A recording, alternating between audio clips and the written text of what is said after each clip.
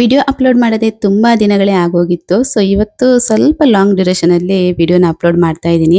Actually ಈ video ಮಾಡಿಬಿಟ್ಟು ತುಂಬ ದಿನಗಳೇ ಆಗೋಗಿತ್ತು. ನನಗೆ ಅದನ್ನು ಎಡಿಟ್ ಮಾಡಿ ಅಪ್ಲೋಡ್ ಮಾಡೋದಕ್ಕೆ ಟೈಮೇ ಸಿಗ್ತಾ ಇರಲಿಲ್ಲ.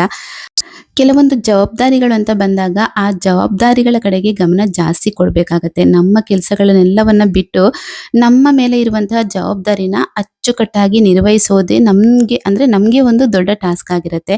ಸೊ ನನಗೆ ಕೂಡ ಹಾಗೆ ಇತ್ತು. ಒಂದು ಚಿಕ್ಕ ಜವಾಬ್ದಾರಿ ನನ್ನ ತಲೆ ಮೇಲೆ ಇತ್ತು. ಅದೆಲ್ಲವನ್ನ ಅಚ್ಚುಕಟ್ಟಾಗಿ ನಿರ್ವಹಿಸಿ ಆದ ನಂತರ ಬ್ಯಾಕ್ ಟು ನಾರ್ಮಲ್ ರುಟೀನ್ ಅಂತ ಹೇಳ್ತಾರಲ್ವಾ, ವಾಪಸ್ ನಾನು ನನ್ನ ಒಂದು ರುಟೀನ್ ಏನಿದೆ ಆ ರುಟೀನ್ಗೆ ಬಂದಿದ್ದೀನಿ. ಸ್ವಲ್ಪ ದಿನಗಳ ಹಿಂದೆ ನಮ್ಮನೆಗೆ ಅಮ್ಮ ಕೌಶಿ ಹಾಗೆ ಅಂಶ್ ಬಾಬಾ ಬಂದಿದ್ರು. ಮನೆಯಲ್ಲಿ ಮಗು ಇದ್ರೆ ಬೇರೆ ಯಾವುದೇ ಕೆಲಸಗಳ ಮೇಲೆ ಕೂಡ ಗಮನ ಅಷ್ಟೊಂದು ಕೊಡೋದಕ್ಕಾಗಲ್ಲ. ಮನೆ ಕೆಲಸ ಎಲ್ಲ ಮುಗಿಸಿ ಸ್ವಲ್ಪ ಟೈಮ್ ಸಿಕ್ಕಿದ್ರು ಮಗು ಜೊತೆ ಟೈಮ್ ಸ್ಪೆಂಡ್ ಮಾಡ್ತಾ ಇದ್ದೆ. ಹಾಗಾಗಿ ರೆಗ್ಯುಲರ್ ಆಗಿ ವಿಡಿಯೋಸ್ಗಳನ್ನೆಲ್ಲ ಅಪ್ಲೋಡ್ ಮಾಡೋದಕ್ಕೆ ಆಗ್ತಾ ಇರಲಿಲ್ಲ ನನಗೆ.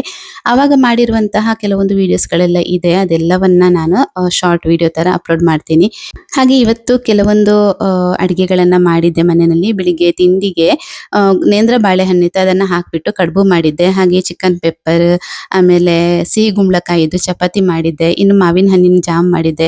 ಎಲ್ಲ ರೆಸಿಪಿಗಳನ್ನ ನಾನು ನನ್ನ ಯೂಟ್ಯೂಬ್ ಚಾನಲಲ್ಲಿ ಲಾಂಗ್ ವಿಡಿಯೋದಲ್ಲಿ ಅಪ್ಲೋಡ್ ಮಾಡಿದ್ದೀನಿ. ನಿಮ್ಗೆ ಯಾರಿಗಾದ್ರೂ ಇಂಟ್ರೆಸ್ಟ್ ಇದ್ರೆ ಈ ರೆಸಿಪಿ ಬೇಕು ಅಂತ ಹೇಳಿದ್ರೆ ಒಂದ್ಸಲ ಹೋಗಿ ನೀವಲ್ಲಿ ಚೆಕ್ ಮಾಡಬಹುದು. ಎಲ್ಲ ರೆಸಿಪಿಯಲ್ಲಿ ಇದೆ.